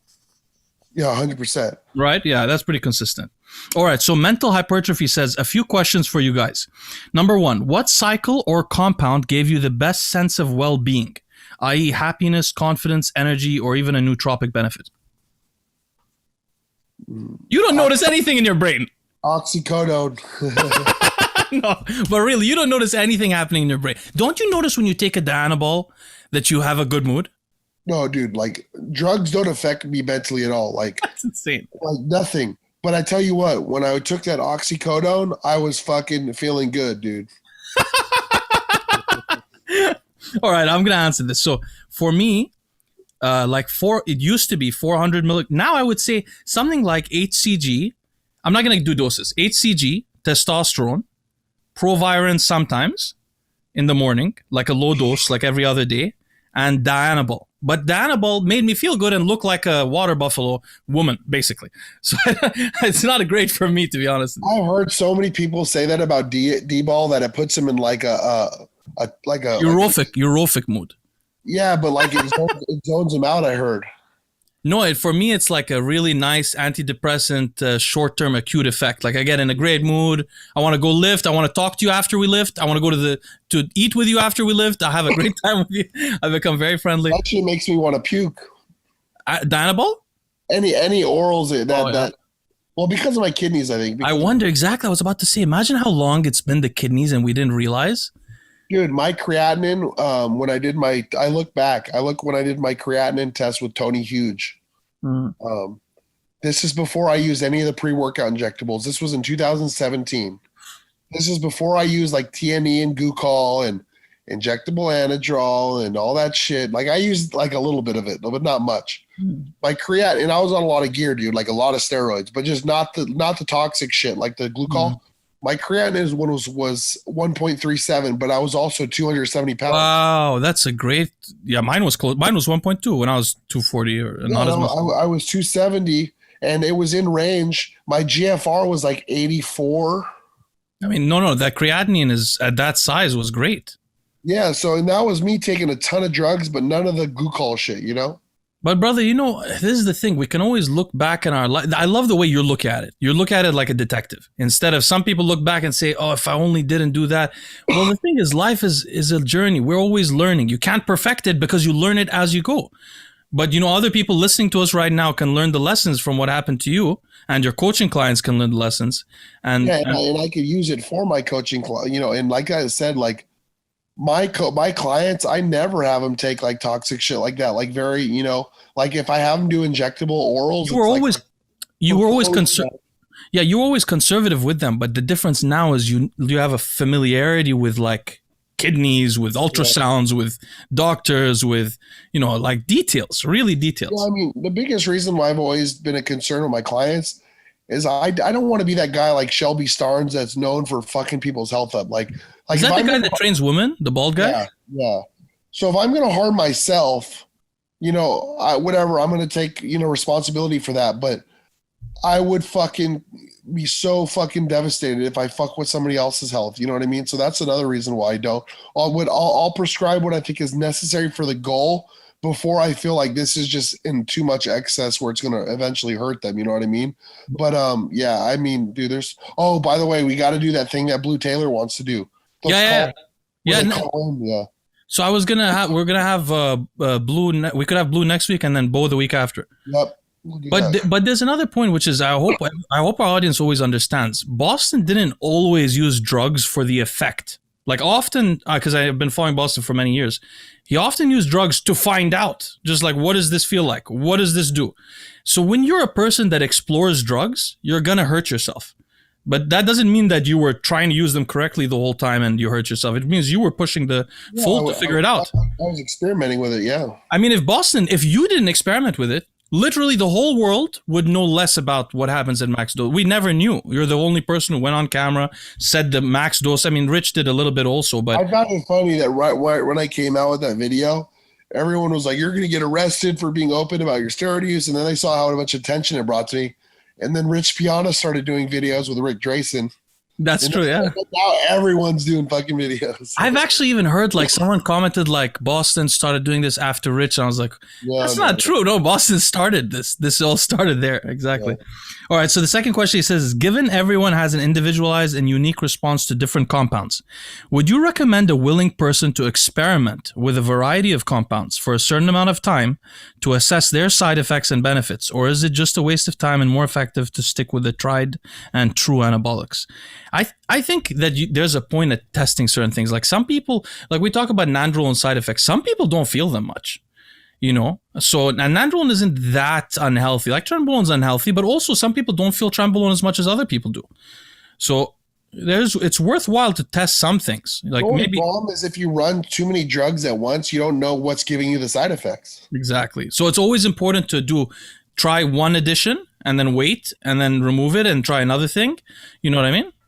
And that was my issue with experimenting. Like my experiments would usually go bad because I would take so much shit and like, oh my God, like I'm getting results, but what's giving me the result? But what's actually working? Because I was taking so much shit. You know what I mean? The worst thing for me used to be, I used to like go to my girlfriend and be like I have brain fog or something. She'd be like, oh, what did you take? I'd be like, there's 20 things. I don't know what's doing it. It could be this thing, could be that thing. I got to remove everything to restart now to figure it out. But yeah, those are the lessons. Also, some people I think benefit more from some compounds than others. Like some people will use Deca and get a huge difference from adding it to test, and some will get less. Dude, there's so many people that'll be like, I hate Deca, and then so many people will be like, I love Deca. Like everyone responds differently to the drugs. Exactly. Because they have different biologies, inside. The final question he asks is a good one. He says, many guys hop on heavy cycles after a breakup or a difficult time in their life. This is so true, huh? In your opinion, is this a really bad idea or could it be beneficial to get through some tough shit? Like getting on a cycle? Yeah, like going through a really bad breakup and then going on a big cycle, he said, a heavy cycle. Well, I always cycled, but when me and Ariella broke up, I said, I'm going to fucking do a show. I'm gonna and dude, that shit helped. It helped for sure. It helps to have a goal, and it also helps to have the resilience of that. Yeah, it wasn't the drugs. It wasn't the drugs. It was just having a goal that you have to get to. You know what I mean? I've actually used this too. Now that I realize it, I've done that too. Because you know what happens sometimes? You'll break up and you want to be fit. So that's sometimes you want to look good and if you look good, you feel good, right? Yeah, exactly. That's so true. So there's a couple of reasons to do it. One is for the mental resilience. The other one is because you want to lose body fat and look great immediately. So that's true. So I've been there too. I think it can be dangerous if you do it while you're in a bad relationship. But maybe not for Boston because he doesn't get affected psychologically. But for some people, if you're in the end of a relationship, you don't want to go on trend. Maybe you might have like more issues. Dude, like me and Ariel are super open about our relationship. I'll say something funny. When we were breaking up, we were both on hella gear, right? And like we knew it was over. Like we were done. Yeah. But like the day before she moved out, she we were fucking and shit. Like we were still having sex, but we were like pissed at each other. Like we were, like I was like showering with her, but we were pissed. You know what I mean? Like we would be arguing, but we do. I was like, babe, we're still having sex tonight. Like, I'm glad it all worked out in the end. It's a good relationship. But so yeah, basically, my advice would be. I've actually been through these kind of things. I think that if you use something that makes your mind unstable, like honestly, trenbolone, nandrolone, and equipoise, those are the three that may make you feel badly. Otherwise, it may really work well. I have a video called Testosterone for Resilience related to this. Ryan is Rhino says, hey Leo, you've said before that you used to train only for strength. What compounds do you think made your strength go up the most? So I think that question... He asked another question too, but I think that question doesn't make sense. So you train for strength at a movement. So if you train for the bench press all the time, it's not going to make your row that much more powerful. So I don't think that question makes sense. But then he says, in your opinion, then he says, what was the most you squatted, benched, and deadlifted? I don't know how much I benched. I was very bad at the bench, maybe like 2.5 plates or something. I never did it much. When I was young, my shoulders would hurt whenever I did it, so I just stopped. I was very strong at pulling. So the most I ever pulled was 4 plates bent over row when I was like 215 or so, properly. And I did that every week for a while. But for squatting and deadlifting, I squatted about 450 and deadlifted about almost 500, more than 4 plates in high school. And then I didn't work out for a few years, and then I did that naturally. That was naturally. Then I did it naturally again in my early 20s. Then I stopped deadlifting and squatting permanently. I got some knee problems when I was like 23, so I never did it again. I deadlifted once when I was at my strongest for arm wrestling, and I did 580. That night, but I had not trained legs for years. You know, when you were powerlifting, did you have like people like spank you and slap you and shit before your lifts, or no? No, I was powerlifting in Dubai by myself. Nobody even knew what it was. They were looking at me in the gym like, what is this guy doing? This was 2004. No, but then I see Scott, bro. Scott gets slapped, punched. But didn't you train with Scott a bit though? Scott, no, I practiced with him a bit, like he was showing me movements and stuff, but I was too, I mean, he tried to convince me to do deadlifting, but I was too old for it in my opinion. But that guy, bro, whenever he does a geared lift at the gym, he's snorting stuff, people slapping him, all kinds of weird stuff are happening. Before his competitions, his wife used to come and slap him in front of everybody, and then he would go crazy. I don't know if you've seen that in his competitions. Yeah, that's what I was wondering, if you had people slap you and shit. No, I don't do that. That's crazy though. Scott's a real monster though. Like you don't take him seriously until you see the weight that he's lifting. You're like, oh shit, okay, this is not all. Does he have an anger issue or no? Oh yeah. That's an anger issue. Yeah, we talked about that briefly on the side. Yeah. Scott is like a gangster. He's like a Jewish gangster powerlifter in his mind. Yeah, he's just an alpha male to them.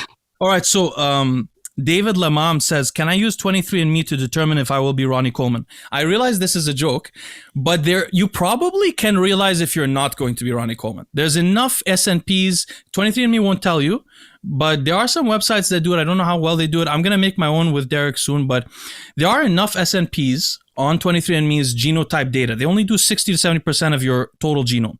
There's enough SNPs that if you're wrong on all of them, you're not going to be gifted. There's some power, endurance ones, muscle fiber stuff, breathing stuff, vascularity stuff. I got all that done, Leo, with 23andMe. So right now I'm working on putting the research that I did into algorithms so it can be done by a computer. Once we have it done, we'll put yours through each one. We're starting with the brain. It said I had good kidney genetics. It said kidney disease does not run in my family. I think they're talking about the APOL1 variant. They barely check anything. That means I fucked myself. No, you didn't. They just checked the APOL1 variant. Okay. Oh, hey, when I explained to that doctor what happened to me, how I told him my creatinine jumped from 2 to 6, he was like, it's 100%. He was like, that would be an acute injury if it jumped that quick. And I'm like, he was just shocked that it didn't come down, you know? So he did think it was an acute injury, huh? 100%. Both doctors did. Fascinating. Yeah. All right, so this question is from Lee Fraser. He says, taking a natural bodybuilder with average genetics, height is 5'9", weighing at 178 contest shape, then decided to come to you and wanted you to help them go all out on PEDs. So basically, he's an average natural bodybuilder, with also instructing him with diet, training, side enhancement. He has limited money. How much muscle do you feel like you could put on him in a year of your tutelage? Okay, I don't do this. Drugs? No, he's saying this guy wants to go all out on drugs, but he has limited money. He'll do a diet. You do his diet, training, side enhancement. How much muscle can you put on a guy that's 178 at 5'9" in a year? Obviously, this really depends on genetics. So let's think about this. What is the minimum, and what's the maximum that you've seen? I would say the minimum would be 15 pounds if he's the minimum would be 15 pounds of muscle, and the maximum would be 30. 30, huh? Maximum. 30 lean. Yeah, because he's only 178. I think I can get him to like 210, 215. Yeah. Yeah, I bet so. That's true. I agree. Okay, McShake and Bake Falafel Cart says, is edible marijuana detrimental to bodybuilding? This is a good question. There's something said about its effects on REM sleep. How would I fare for someone who already has sleep issues? Okay, briefly on that. Marijuana may have more effects on bodybuilding than just sleep. It has some estrogenic effects, like it causes gynecomastia in some people. So there's something going on there. Also, I used to smoke weed all the time, and I know a lot of bodybuilders smoke weed, but if you're a power lifter and you smoke a joint before you go to workout, you will be weaker. Okay, so it's probably not great to smoke all day. I know. Yeah, they were commenting in the comment section that Ian Valliere recently said that he smokes every night before bed, 2 hours before bed. That's different. I think he's not consuming a lot of marijuana, and it's not affecting. He's also taking exogenous hormones, so it's not going to affect him like that. It probably has less effects on people who use steroids. The only thing, I've used steroids and marijuana at the same time. The only thing I would mention is his comment on REM sleep is absolutely correct. I know it's been popularized by Walker, but of all the drugs that I've looked at, marijuana seems to kill REM sleep the most. One of the most. And I used marijuana for years, and I've noticed it myself. The worst sleep I ever had in my life was when I was chain smoking joints and taking Trenbolone together. It was unbelievable. I used to wake up every 2 hours, just regularly. Really? Sleep over at my apartment. I'd be awake, like on the computer, come back to bed, go back, come back to bed. It was hectic. Then he says, is Tren Ace better than Tren E or Parabolan? The only difference is the change in ester and Parabolan being even longer acting. What do you think about that when people say Parabolan used to be way better than Tren A and E? I just think the drugs back then were better in general, but like I like using like Tren E like in off season sometimes, and then like Tren acetate getting closer to a show because I feel like there's less progesterone or prolactin buildup with a faster ester. I noticed that guys hold more fluid on Tren E. But have you ever had like a factory made Tren Hex, or have you only had underground Tren Hex? Yeah, so I've used Parabolin. You have 1.5 amp, 1.5 ml amps, 76.5 milligrams. Yes. And though, dude, you know why I like Parabolin so much is because you don't get the Tren cough. I don't know about the Tren cough, but that stuff is made well. It's always made well. I mean, I had it in Dubai. No cough. Like when it's made from Finaplex, which is Tren X, and there's no, because like all the other are variants, like Tren acetate, they have to take original Tren and they have to convert it. So Parabolin is Tren in its original form. So I love it. I love it a lot. I've never had Tren cough though, so I'm randomly invulnerable to that. Yeah, Tren X, you won't get the cough. Fascinating. All right, so Tim Tanevsky says, I know you guys don't like Broderick, but what about Alex Kickle? Wait a minute. We don't necessarily... I came across a new guy who I tried to introduce to Boston. His name is Victor the Thief Black. And Victor is worse than Broderick. So now I like Broderick. And it turns out Victor copies everything from Broderick and is worse than him. Way worse in every way, bro. Friends? Are they friends? Victor thinks he's his friend, but Broderick badmouths him publicly, and I found some people sent it to me. But anyway, so you're dealing with different kinds of shitty gurus. You know, what can you do? Alex Kickle, he seems extremely knowledgeable about biology, and I know he's friends with Boston. I don't know. A friend of mine. So his worst his worst decision ever was hiring Broderick. Yeah, Alex is like a brainiac. You and Alex would get along. You should probably get him on the podcast one time, actually, because you guys are like so into like the whole like science, right? And like Alex will love to talk about just science, and like I love Alex as a person. I don't agree with a lot of his bodybuilding or things, as well as he doesn't agree with a lot of the stuff I do. Like for instance, he took estrogen in prep with Broderick. Like I don't agree with that. And like he keeps his test at like 200 milligrams the whole prep, and then he takes like estrogen. He's never been in contest shape before Alex, and I like somebody who can talk about science and all this shit, but then they could use it to themselves, because like Alex is a full-time bodybuilder. Like he wants to look good, and so like Broderick is just a lazy bum, where Alex tries to actually. So Alex is a friend of mine as a person. That guy's awesome. Like there's nothing bad you could say about him. I just think that they overcomplicate things. You know what I mean? Yeah, my approach with this is like, so just for the audience to understand, science is not science. Science is like, well, science is a lot of things, but you test things in labs. If the lab doesn't represent real life, it doesn't have what's called external validity. So it doesn't matter. What matters is how much what you test represents real life and how applicable it is. That's why in bodybuilding, I always defer to Boston, because what matters most is what works in real life, not what you think. You just theorize to get ideas, but if you've tested it, doesn't work. That's it. That's probably why a guy like Chad Nichols has been good with the top bodybuilders, is because he's not a science guy at all, dude. Like he doesn't know what does what, and he doesn't know any of that stuff, but he knows what works because he's done it.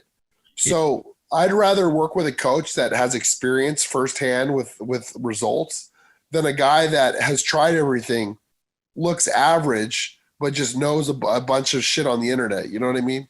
Yeah, that's why I called Chad on the video that I had with him the king of empiricism, the king of experience. And that's why also I was like hard on Broderick, is like, don't try to involve science when it's unnecessary, or miss the points of the science. You're talking about the shape of a molecule and not the receptor. It misses the whole point. There's no reason to talk about it. And that's why I sensed some. But do you think he does that for marketing? Yes, that's why I sensed it. That's why I got so upset. It's clearly marketing. Clearly marketing. So let's see. Okay, this guy says, Hal Walker says, I currently take 1 gram a day of metformin, split morning and night. Seeing as it lowers mTOR, which is this major growth pathway in the body, Boston, how would I best schedule my dosing to get the most out of my workouts while maximizing the longevity benefits of the drug? Related, would almost any amount of AAS override the potential loss of muscle gain? So I think I'll take this first, and Boston, you can comment after. But so scheduling your dosing, I'm basically the least metformin you have in your system around your workout means that your mitochondria will have the least toxicity in them.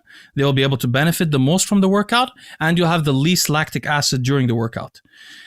The AS, I predict, probably raise mTOR more than metformin can shut it down, even at 2 grams a day, if you're using a significant amount of androgens. That's how they affect protein synthesis and all that kind of stuff. So it's directly opposing. I think metformin may still have benefits to your metabolic function, especially if you're insulin resistant. But, the main concern I would have about your workouts is not really the mTOR, but the ability to work out well. The mTOR, I think you can easily override with growth hormone or anabolics or something like that. And you will not have the longevity benefits fully if you're turning on mTOR again, right? So that's why we talk about the growth versus longevity trade-off. All right, so somebody asked a quick question about this. I want to answer. He said, Leo, what do you think about low-dose SSRIs just to stimulate allopregnanolone production? People are obsessed with allopregnanolone, but low-dose SSRIs at a low enough dose that doesn't inhibit SERT, the serotonin transporter, basically doesn't cause neurogenesis, still increases the activity of neurogenesis in the brain. So you produce more neurosteroids than other people. So yeah, I do think that's a great idea, and I have people do that all the time, actually. Hey, Leo and Boston.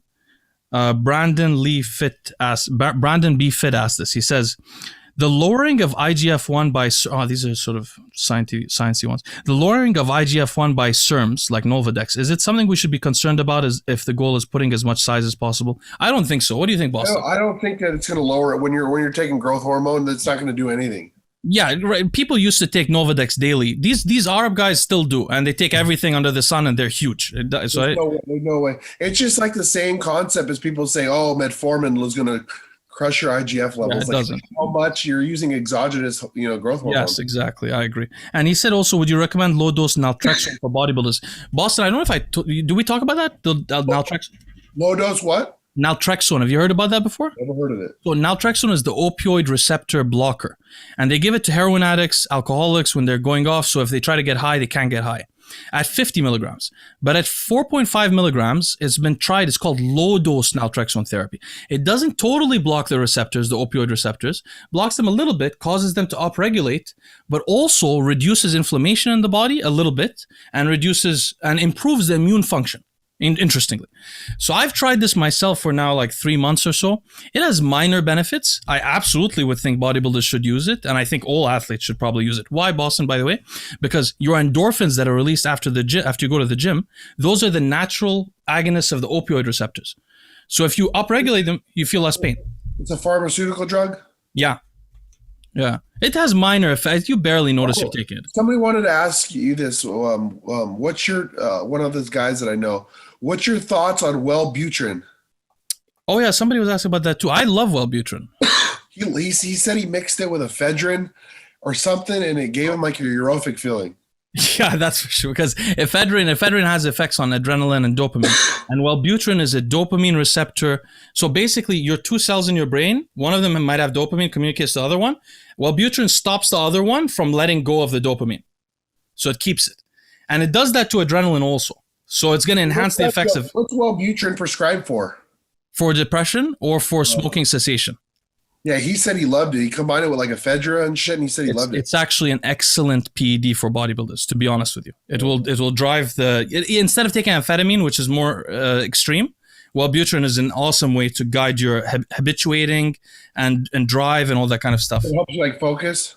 Yeah, I actually have an athlete on it right now, a competitive athlete. Yeah, it helps you focus a bit, and it blocks. I'm going to have to try that. Do you know the dosing on it? Of course, yeah. You could start with something like, you want to get short release. See, clearskypharmacy.biz has long release. I wish somebody on the forum would get short release because it would. How about All Day Chemist? All Day Chemist doesn't have psych stuff. The pharmaceutical guys on my forum can't get it, no? In Turkey, they are really careful about dopaminergic stuff. So our favorite guy. You know who can get it? Karma. We should ask, because there's a lot of people want the short release, and it's very hard to get. It's very easy to get it prescribed, but it's hard to get. So anyways, you could take something like 50 milligrams to start and work up to 150 milligrams short release, like upon rising, and then 4 hours later, you could take another dose. You don't want to take it too close to bed, otherwise you won't sleep well. It's prescribed in the U.S. for depression? Yeah, absolutely. Yeah, so he could definitely get it. Okay. Is he on the forum? Yeah, Karma. Okay. That's a good. I'm glad we talked about this. I've been wondering for a while. All right, So yeah, naltrexone, I definitely think bodybuilders should probably get into it. It's the next step for them to have a little bit less inflammation in their bodies and a bit of a better immune system. So 30 Sivo Pop says, "Hi Leo, do you think my testosterone levels will recover after a dumb 2-year test cycle of 500 milligrams? I'm 22 years old. What do you think, Boston?" I think so. I think majority. I think it won't come back to where it was, but I don't think he'll be shut down where his test levels are at like 50. Yeah, I agree, and it depends how you treat yourself, Sivo Pop. Did he do a post cycle or did he just cold turkey? Yeah, basically, to be honest with you, you should really basically run Boston's fertility protocol. Basically, maybe not the HMG, but and you could check out. Another guy asked about getting the wife pregnant again. I wanted to recommend to you guys. I bought Boston's fertility protocol myself. So this is a genuine like appraisal. It's worthwhile to buy, and also you make sure that you're not getting fake stuff. The guy here, the real Josh Lawler, was asking about getting the wife pregnant. He's using HCG every other day, 50 milligrams of Clomid, but no HMG. And I know Boston, so the guys on the forum that have HMG, they have really cheap HMG. I was shocked by Boston. Really, some of them are really affordable. You can get it cheap as hell, yeah. Wow, incredible. Anyway, so because it's coming from China. Yeah, I know, of course. So Radial G says, I currently have single digit HDL while on cycle. That's a good cholesterol. Have you ever seen somebody with have you paid attention to that? I never paid attention to that. No. Very rare. What's the best way to bring it up quickly? I want to answer this question so it could save some people. So you can't raise HDL in any study and show that you extended life by raising HDL. You can lower LDL, like for example, statins lower LDL a lot, and they raise HDL between 7% and 14%. But you can't prove in any of the studies that the HDL independent effect was causing the extension of life. Then, for example, you use niacin. Niacin, it's a B vitamin, can raise HDL, never been shown to extend life. Then you could do the same thing with fibrates, the PPAR alpha agonists, similar to cardurine, but for alpha. Again, you can't prove that raise of HDL extends life. Even though these things manipulate HDL by manipulating the genes I always talk about, APOC3, CTEP, these are the protective genes. But still, they don't extend life. So I want to warn people, citrus bergamot, which I take personally, raises your HDL. It may not affect your life. So always look at your HDL for real before you use niacin, statins, fibrates, the citrus bergamot. That's your real number. That's the number that's affecting your life. When it changes, we don't know if it'll extend your life. It's really important for you to know this. What you really want to do, people will argue, the keto guys and the carnivore guys will tell you lower your triglycerides, but at least lower your triglycerides, lower your LDL cholesterol. They might say your LDL particle count has no impact on cholesterol. Well, go bet on that, and I'm going to bet on my LDL being low. Let's see who lives longer, honestly. Yeah, I mean, that makes sense. But, Leo, I was going to ask you, because obviously cholesterol, that has to do with, the heart, right? So I'm going to get my EKG finally because the new doctor scheduled it. Now, do you think my heart's going to be fucking fucked? No, no. First of all, what I think I wanted to warn you about this. So you're going to find that you have a slightly enlarged heart. I mean, at least slightly enlarged and slightly thickened left ventricle. I had the same thing, and it will reverse if you take beta blockers and not taking clenbuterol, ephedrine, shit like that for years. It'll reverse itself. Your heart doesn't fuck itself up usually that much until you're 35, 40. When you're doing that kind of stuff. So I'm curious because I used to abuse the fuck out of stims, but I haven't been on stims in a while, so I'm curious. It's mainly the stims and the androgens. It's on my midsection too. I'm curious about my organ growth. Are they? Oh yeah, you said there's an ultrasound of your whole abdomen. You said your belly in the text. He's gonna ultrasound my belly. I was like, what? He was. It's not Big Lenny, but he's gonna do the whole thing. So he's gonna check out every organ. There's 3 tests that I'm going to the place for. I'm so excited. This is great. Those 3 tests I also need for my transplant. So it's kill 2 birds in 1 stone. That's perfect. And I don't know if I told you on the last podcast, but he said because I'm AB negative, if I wanted to get a transplant, I can get it done in a year to year 6 months. I know, that's incredible. But we have to talk about the difference between cadaver transplants and normal transplants. But we'll talk about it later. But basically, cadaver ones don't last as long and aren't as good. But what you could do is use a cadaver one and then continue doing your stuff and then get a real one. The thing about the cadaver one is you kind of can know when you're starting to fail and you can get back on the list. Yeah. Well, that's what I'm saying. So you could potentially use it for a short time in case you have a little bit less androgens left, more androgens in your system, and then you could go to a real one. But I'm not going to run gear if I got a transplant because I'm not going to fuck someone's kidney up. But it's a dead person's kidney. I am going to run gear on dialysis. You can guarantee that. Anyway, okay, so we'll do one last one. This is a funny one. JHP says, do you guys think someone who's not on androgens but uses Adderall pre-workout can still be considered natural in bodybuilding and powerlifting? I bet Boston and I are going to disagree on this. I bet you think he's natural. Repeat that again. He basically just said, does somebody that takes Adderall pre-workout in bodybuilding or powerlifting, can he still call himself natural? I would say yes. I know you would say yes, but it's not true because Adderall affects the adrenaline system. Well, I guess if it is. No, this is my thing, Leo. Would he pop on a steroid test at an organization? I mean, technically, he would pop for amphetamines. They're tested everywhere. If he would pop, then yes. Yeah, you're right from that angle too. Are you saying that we know it's not anabolic, but it is? It is really? Very slightly. It is anabolic, but it'll definitely help someone get lean. It could help you lose body fat, but it also can help you get stronger. I mean, amphetamines are really underused because they're hard on the heart, but they're better than clenbuterol. If I popped at a natural show for Adderall, and that's all they were taking, I would laugh. Yeah, I know. Obviously, it's not going to help you for your show much, but I just wanted to say you could. I don't use amphetamines before workouts because you got to use a lot, and then it hurts your heart a lot. But people did in the 60s and 70s. Amphetamines were really big in sports. In fact, in baseball, they used to call them green. Forgot the greenies or something like that. They all use speed. It helped them a lot. All right, we'll leave it there, Boston. It's been a surprisingly long time. It went by quick. It went by quick. Yeah, no, it went by pretty quick. Hey, I'm going to text you about something in a bit. I want to talk to you about some things. Okay. All right. All right. Have a good night, brother.